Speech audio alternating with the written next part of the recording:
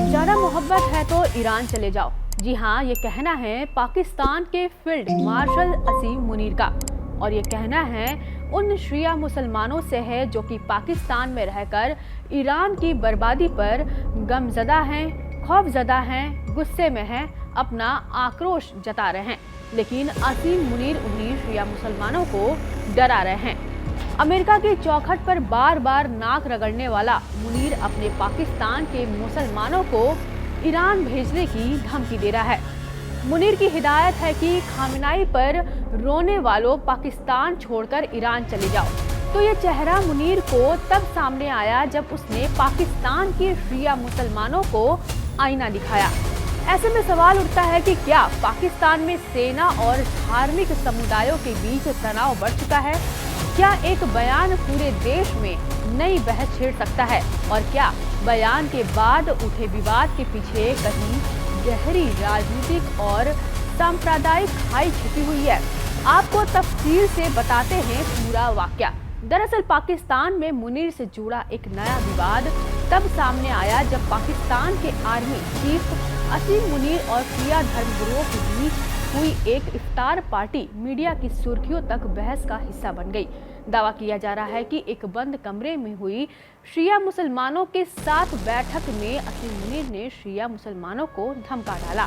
बैठक के बाद जो आरोप सामने आए उन्होंने पूरे पाकिस्तान में हलचल मचा दी।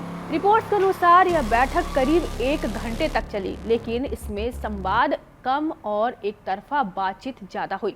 सूत्रों का कहना है कि जनरल मुनीर ने पूरे समय खुद ही बात की और वहां मौजूद शिया स्कॉलर्स को अपनी बात रखने या सवाल पूछने का मौका नहीं दिया गया। यही बात विवाद की शुरुआत बन गई, लेकिन असली बवाल एक बयान को लेकर हुआ। आरोप है कि बैठक के दौरान जनरल मुनीर ने कहा कि अगर आपको ईरान से इतनी मोहब्बत है तो आप वहां क्यों नहीं चले जाते। इस बयान को कई लोगों ने अपमानजनक और भड़काऊ बताया, खासकर तब जब यह बात देश के एक बड़े धार्मिक समुदाय के प्रतिनिधियों के सामने कही गई हो। इतना ही नहीं, मुनीर ने मोहम्मद अली जिन्ना की धार्मिक पहचान का जिक्र करते हुए भी कहा कि जिन्ना शिया थे। इस बयान ने बहस को और ज्यादा संवेदनशील बना दिया, क्योंकि पाकिस्तान में पहले से ही शिया सुन्नी रिश्ते तनाव की धार पर जैसे तैसे चाल रहे हैं। बैठक में मौजूद कई धार्मिक नेताओं ने आरोप लगाया कि उनके साथ सम्मानजनक व्यवहार नहीं किया गया। मौलाना हसनैन अब्बास गर्देजी ने इस पूरे घटनाक्रम की आलोचना करते हुए कहा कि इस तरह की भाषा और रवैया किसी संवैधानिक पद पर बैठे व्यक्ति के लिए उचित नहीं है। वही अल्लामा नज़ीर अब्बास तकवी ने दावा किया कि उन्होंने कई बार बातचीत में दखल देने की कोशिश की, लेकिन उन्हें मौका ही नहीं दिया गया। एक और बड़ा आरोप यह है कि जनरल मुनीर अपना संबोधन खत्म करने के बाद बिना किसी की बात सुने ही बैठक से चला गया, जिससे यह मैसेज गया कि यह बैठक संवाद के लिए नहीं बल्कि एक तरफा संदेश देने के लिए बुलाई गई थी। यह पूरा विवाद ऐसे समय में सामने आया जब क्षेत्रीय हालात पहले से ही संवेदनशील बने हुए हैं। हाल ही में आयतुल्लाह अली खामेनेई की मौत के बाद पाकिस्तान के कई शहरों में शिया समुदाय द्वारा बड़े पैमाने पर विरोध प्रदर्शन हुए थे। इन प्रदर्शनों के दौरान सुरक्षा बलों के साथ झड़पें भी हुई, जिसमें कई लोगों के घायल होने की खबरें आई। ऐसे में जनरल मुनीर का ईरान चले जाओ वाला बयान इस पूरे मामले में और ज्यादा गंभीर हो जाता है। कुछ विश्लेषकों का मानना है कि पाकिस्तान की सेना इन प्रदर्शनों को देश की आंतरिक स्थिरता के लिए खतरा मान रही है। इसलिए यह बयान एक तरह से चेतावनी या नाराजगी के रूप में देखा जा रहा है।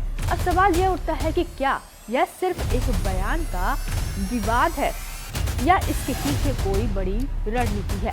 पाकिस्तान में सेना हमेशा से एक शक्तिशाली संस्था रही और उसका राजनीतिक और सामाजिक मामलों में प्रभाव भी काफी गहरा है।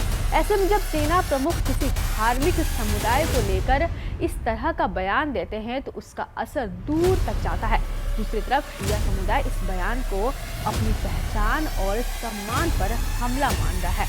इससे सांप्रदायिक तनाव बढ़ने का खतरा भी पैदा हो सकता है, जो पहले से ही कई बार हिंसा का कारण बन चुका है। इस पूरे मामले में पाकिस्तान की राजनीतिक, समाज और सुरक्षा व्यवस्था तीनों को मुश्किल हालात में ला खड़ा किया है। एक तरफ सेना अपनी हालत साफ नहीं करना चाहती है, वहीं दूसरी तरफ धार्मिक समुदाय अपनी गरिमा और अधिकारों की रक्षा की बात कर रहे हैं। आखिर में सबसे बड़ा सवाल यही है, क्या पाकिस्तान में धर्म, राजनीति और सेना के बीच टकराव आने वाले समय में बड़ा रूप अख्तियार कर सकता है?